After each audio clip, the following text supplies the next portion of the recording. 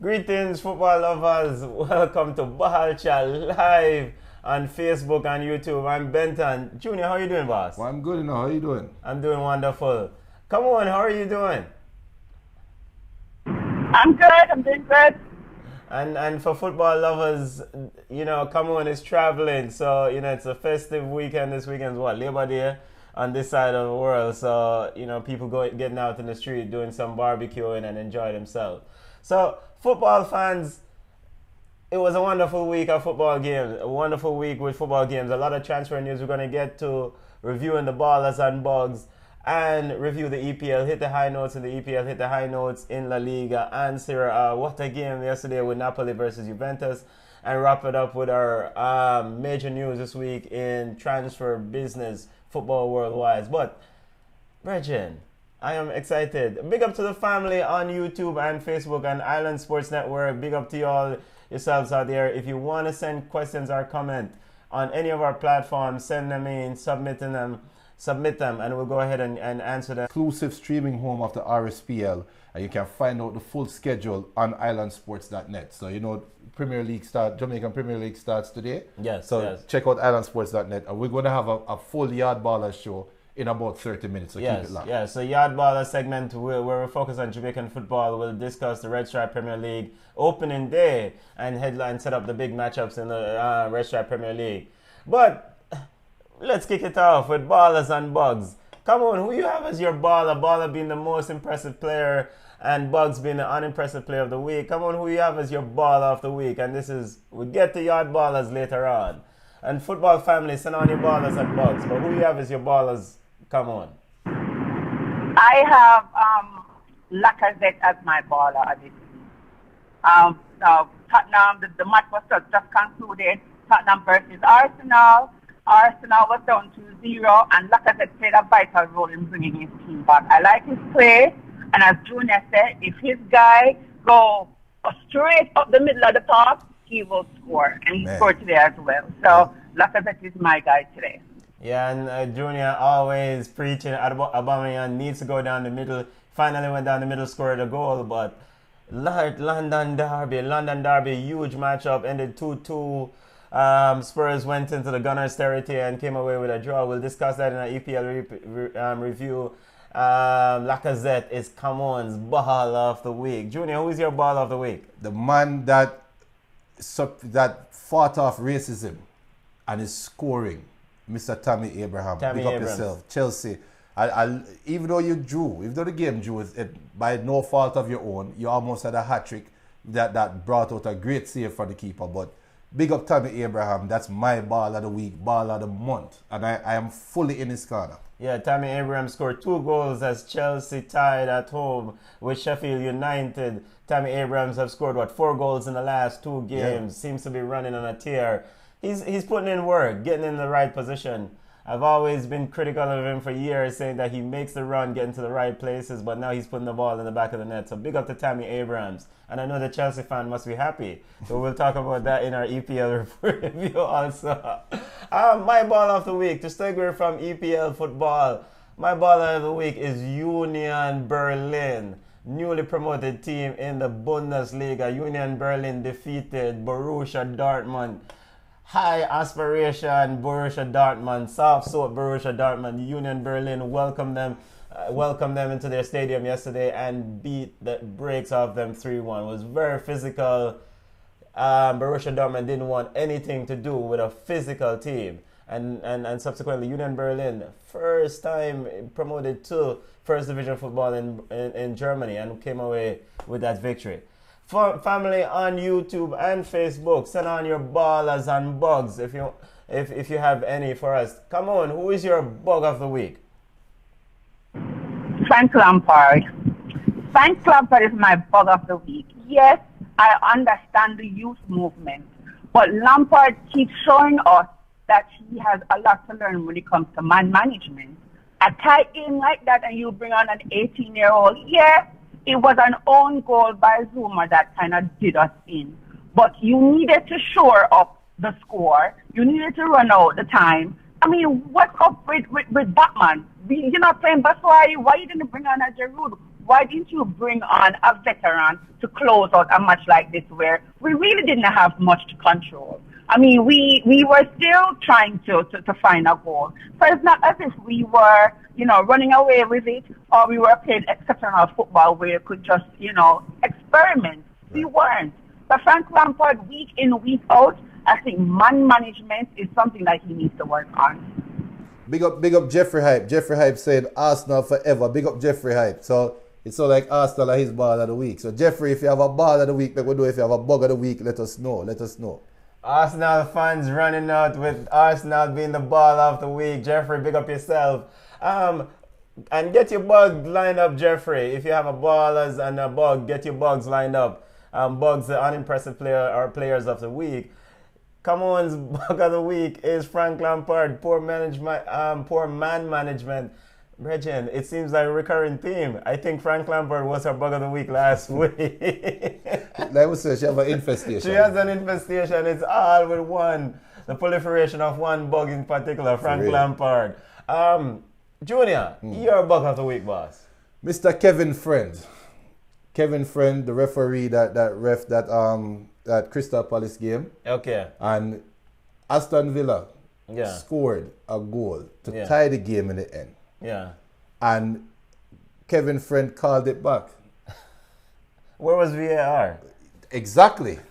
So no, you can't use VAR after the referee has blown the whistle. The play is dead. The play is dead. You can't use VAR you can't use VAR to litigate a dead play. So I'm sorry, Junior, continue. Yeah, but then in that case, what is it? Is it that Kevin Friend was so confident in his call? Because normally the ref let the play go on and then say, okay, let's do a VAR check. Yes, yeah. So Kevin Friend, at least just let the play finish. That's what all the refs have been instructed to do. That's what they have all been doing. Why you have to be different now, I don't know. So Kevin Friend, bug of the week.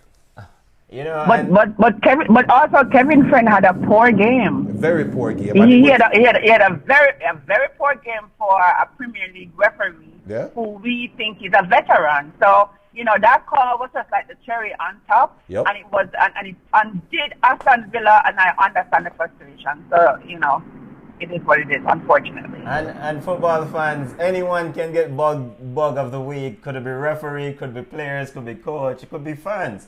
Anyone can get bug of the week and ballers of the week. Bugs being the unimpressive players of the week, our personnel, our coach, our official, and the ballers being the impressive players, our coach, our players, our personnel.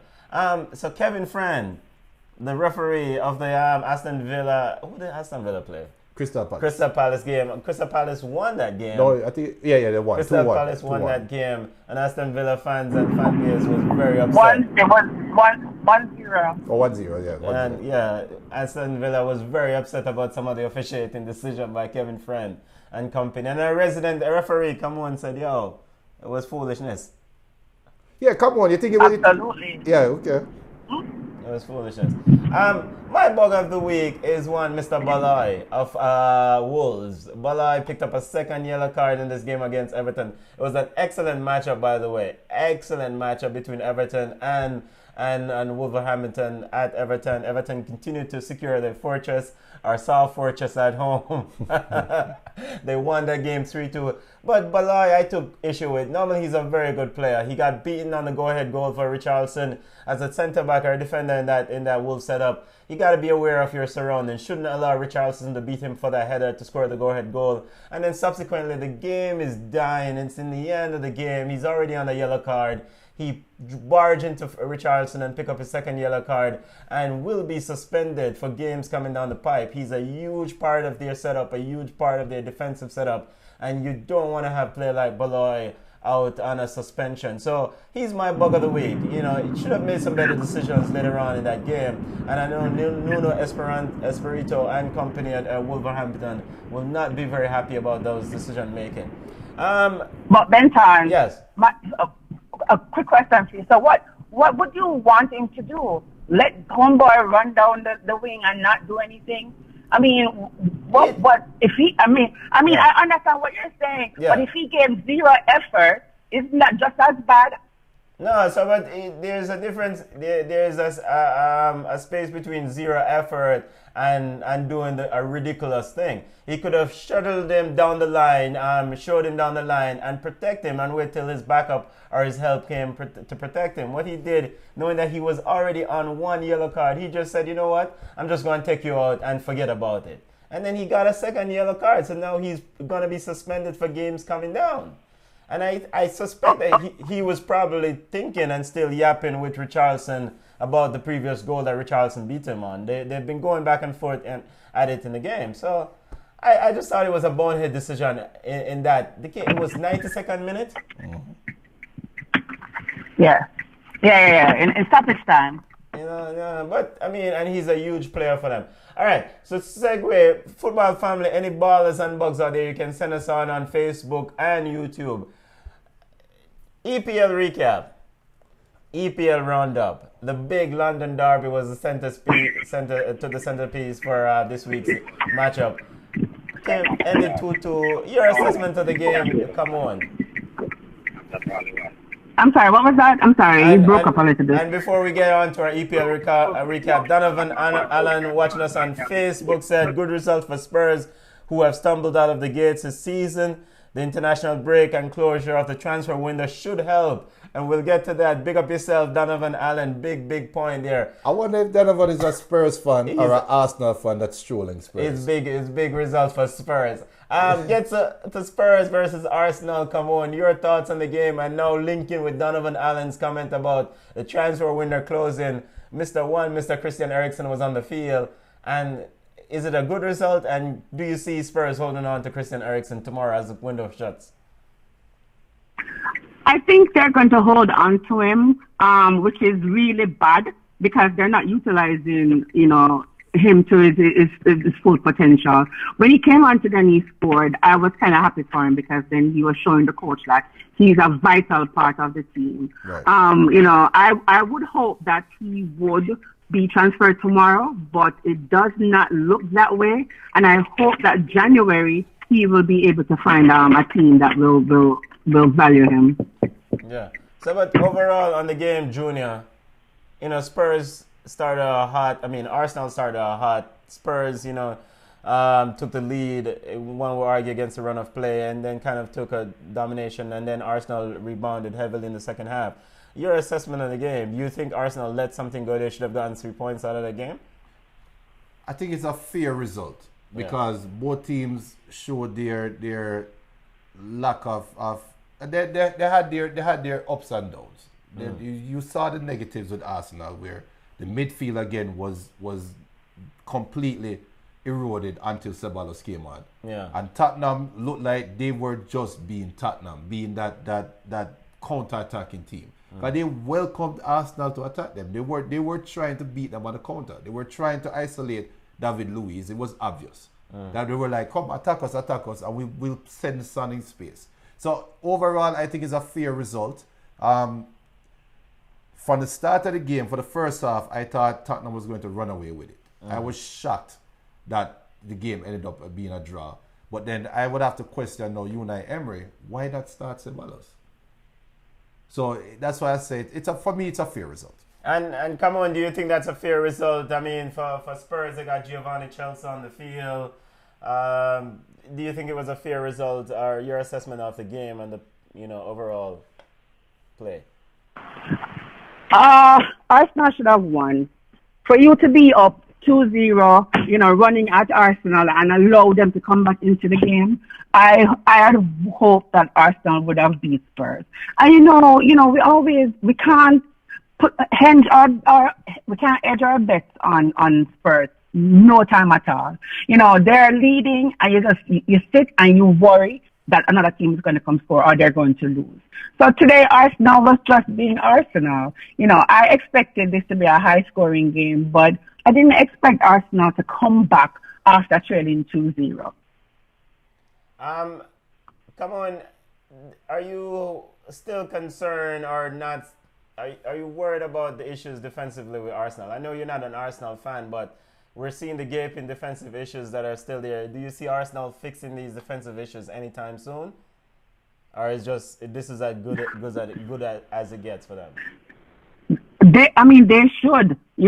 I think Arsenal is in it now to win a title. Gone are the days where Sir Alex Ferguson was in it for transferring, getting young players and making it a business. I think Unai Emery wants to win a trophy, and he's going to do whatever he needs to do. I thought that David Luiz would come up and shore up the Arsenal defense, but he's just like a sieve. It's like water going through a sieve. So they will spend money to fix the back line. I think they will. Yeah, and football fans, you said Ferguson, you meant Wenger there, regarding trying to win trophy and just having young players on board. Junior, do you see this as the best defense, as good as it gets for Arsenal's defense, or do you envision it getting better going forward? It can't get any better because they're not going to have better defenders coming off the bench. It's not like you have an injured defender that you're waiting to come save you. Mm-hmm. So no, I think the system has to change. I think isolating the midfield is just going to wear down that defense. And as the season get longer, and as stress start coming in, as David Luiz's legs start getting more and more weary and tired, what will he look like 3 months down the road? Yeah. So they have to make a system change. They have to do something. They have to do something. And they have Holding, Chambers, and others out there, Holding and Chambers, who probably can come in and offer some help for them. Segue from the North London derby and other major hits in the EPL. Come on, you're Chelsea tied 2-2 with Sheffield United. Come on, what's going on with Chelsea? Come on. I said earlier, it's management. Remember, we didn't bring the players that we want to bring, like new veteran players. But at some point, Lampard will have to manage the players better. I'm not sure what happened to Messi. He played his developmental game and he scored 2 goals and he had a fantastic game. Why is he good enough for the younger team, but he can't see first team minutes? He's a good player.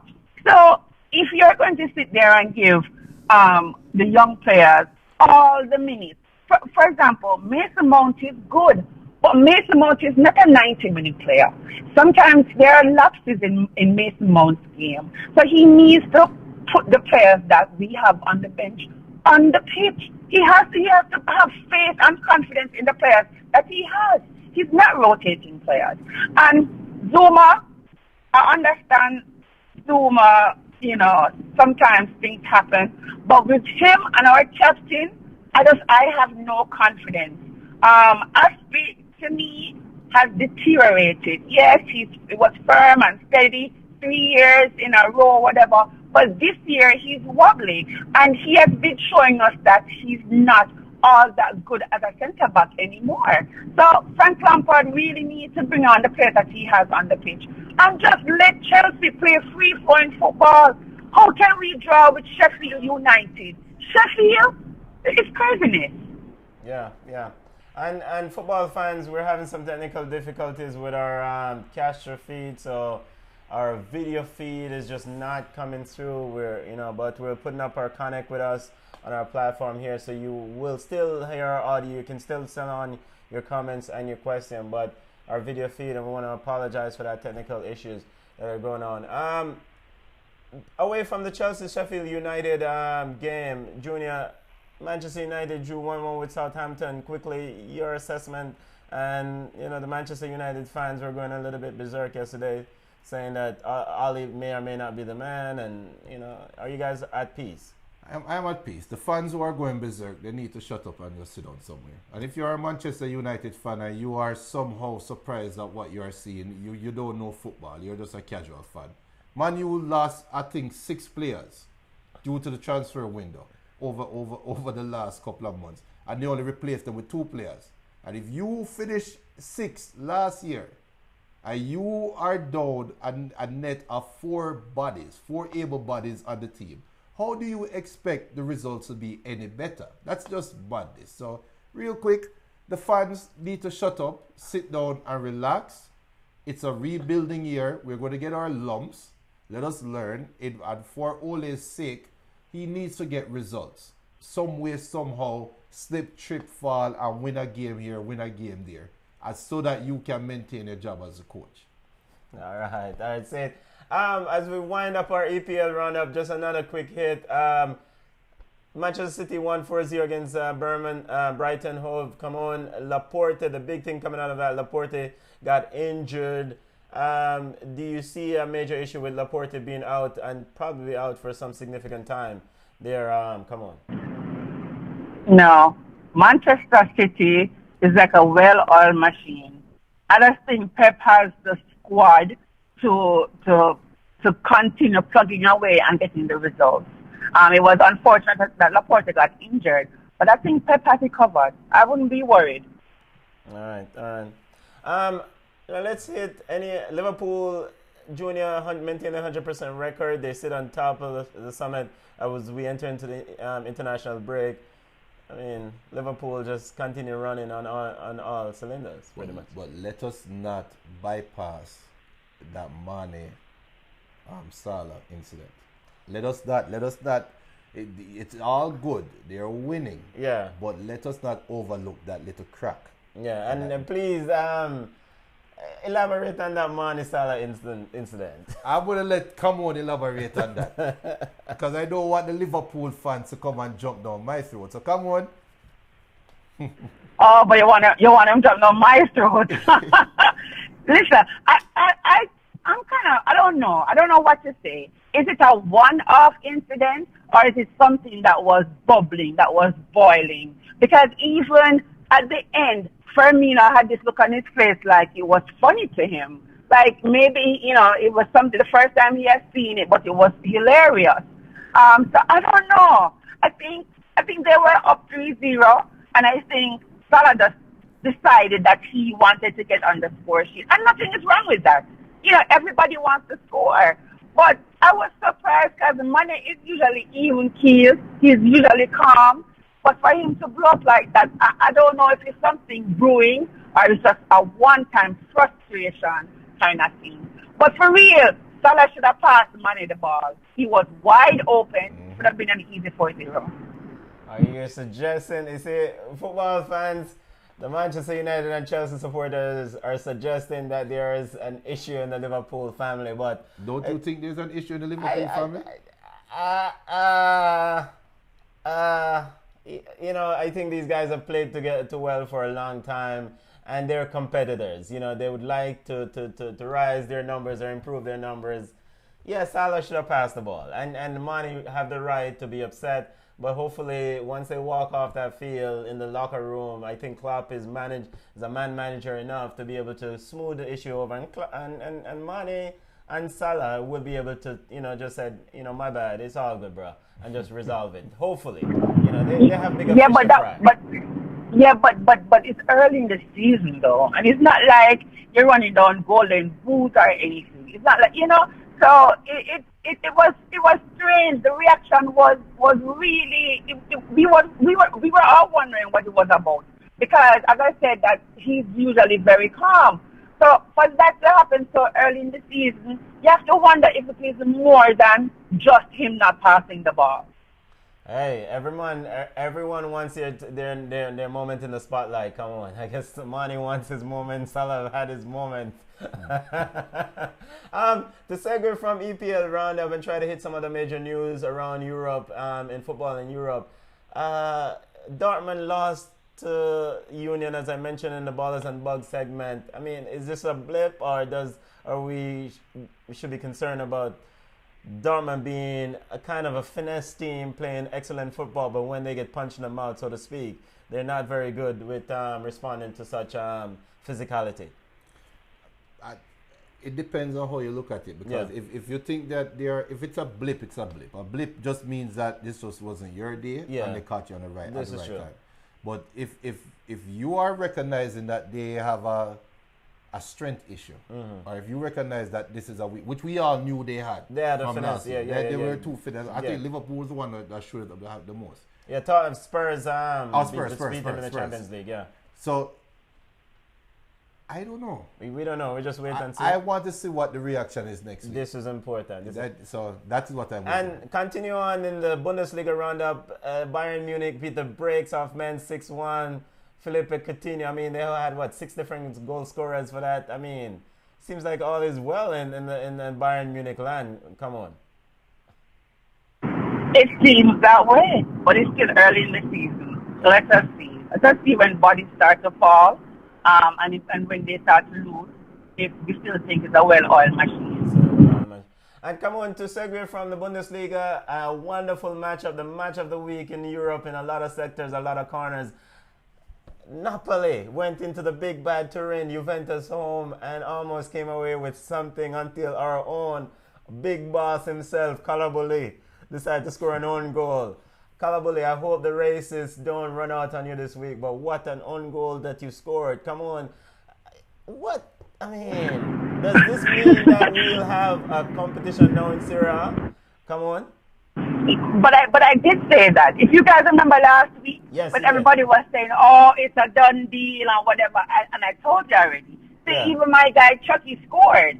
So I love that we don't, it's not going to be a one-horse race, even though it's still early in the season. I always like to say that. Because, when as the season wears on, things kind of change.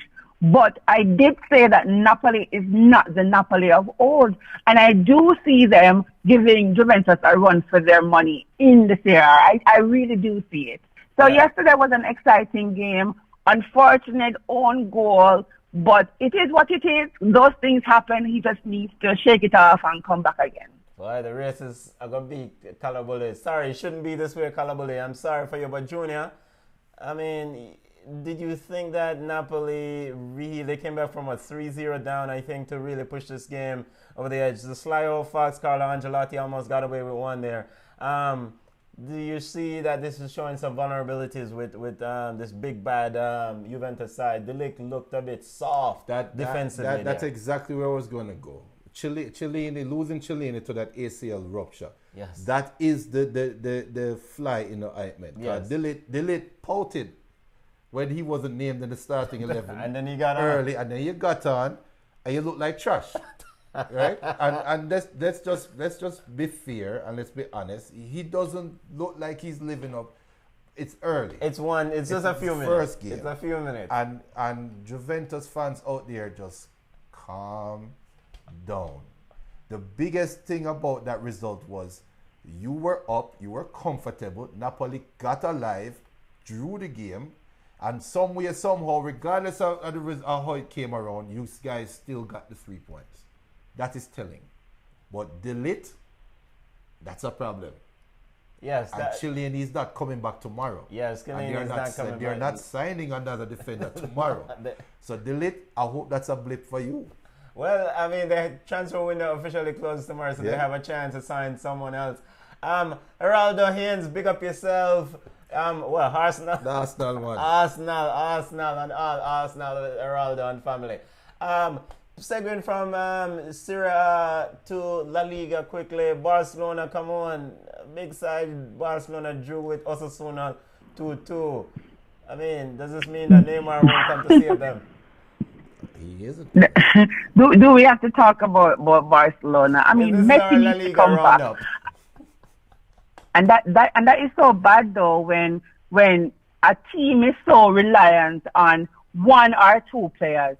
Messi is out, Suarez is out, and it's like it's shambolic. But I keep telling you that Piqué is the weak link. Then we need a younger backline, or we need an injection of youth somewhere on the pitch, because something is not working with Barcelona. And no, the latest news I saw was that PSG is not releasing Neymar, so no, the saver is not going to come. So Barcelona needs to get their act together and get the act together good. And then your guy Valverde, if he does not shape up, I see him losing his job before we reached the January transfer window. Valverde should have lost his job before the season started, in my opinion. But Junior, Atletico Madrid, the great Atletico Madrid is currently losing. Maybe don't turn around the word great. Losing to Soft Soap Ibar at home. Morata and family, what's going on? Morata and family, but again, early. Again, is it a blip? Is it a blip? They shouldn't lose this game. They shouldn't lose this game. And João Felix scored his first goal in Spain. But is it a blip? Is it a blip? We will see. And I think next week is international break. Yeah, this is going up on an international break. So now, if they lose this game, they're going to have 2 weeks to stew.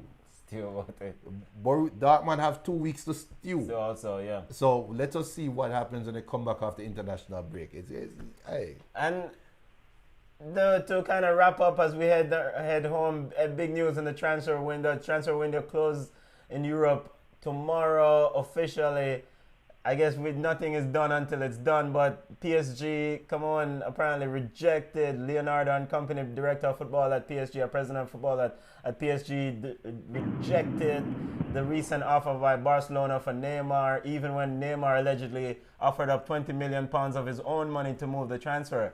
How do you see, if this is true and he is at PSG coming Tuesday morning, I mean, is it going to be one happy family at training next week? Or come on. Is he ever happy? I mean, is Neymar ever happy?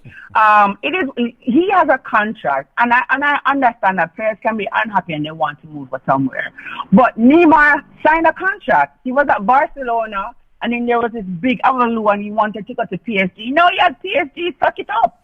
Yeah. So it is so bad that the president is asking the fans, the supporter group, not to boo him. I would boo him. Boo every touch of the game, I would boo him. I will make him uncomfortable. He has a contract. He needs to see his contract out, and he needs to suck it up and be a football player. Neymar is whiny. Neymar is a whiny little brat, and guess what? I am happy that they're putting their feet down. No, Neymar. This is not the Neymar show. This is PSG running things. Good for PSG. As this is, and it still said this a few weeks ago that they won't let him go. And a lot of us on this platform hope that he stayed at PSG. But the Barcelona lovely, come on, always wanted him to jump. but come on, I mean, the fans booing Neymar. I mean, at some point the deal is done. If he stays there with them, accept him as a player for the year, motivate him. I mean, he's still a player that can contribute to the objective of this team. Junior, why boo him? Who will be responsible for this booing? It's not Neymar. It's not Neymar. It's the ultras, right? Right. No, it's not only the ultras. The who will be responsible for this booing? Yeah. Is the PSG leadership, the management, the people who are responsible for their transfer policy. Okay. If he wasn't going to be sold, just say. Or if he wasn't moving on. Or if I know you don't like the term sold. Yeah. But if he wasn't moving on, just say it from jump. We're not selling Neymar. Okay, he's not moving on. Yeah. And you would not have to worry about the threat of booing him. Yeah. But when you dangle this carrot out there and is he going, is he staying? And you were the one that, we rejected this. If you told Barca from jump, we're not moving on from Neymar, Barca wouldn't keep coming with an offer. Yeah. So now you coming back on, please let us not boo Neymar. It feels to me like they're sending a message to Neymar. Yeah. That's what it feels like to me. And Leonardo is very strict and very, PSG is trying to recover their 225 million pounds that they put up for him. The transfer. I mean, big up to yourself, PSG and Neymar. Just get back and playing football. We know that you're a good footballer. Just get back and playing football. Football fans, as we head home and wrap up our show, sorry and apologies for the technical difficulties that, Alexis Sanchez is officially on loan at Inter Milan. Come on, can you see Inter Milan winning this as we wrap up? Just one quick point. And can Inter Milan win the Serie A with the squad that they have assembled? Yes. Anybody can win anything at any time. So Okay. I think Sanchez is if they can utilize Alexis Sanchez to the best of his ability, I can see them challenging for the league. Yeah. If they don't utilize Alexis Sanchez to the best of his ability, I see them struggling. Yeah. So with starting out Alexis Sanchez and Icardi foolishness, I think Inter Milan can actually compete for the title. Yeah. And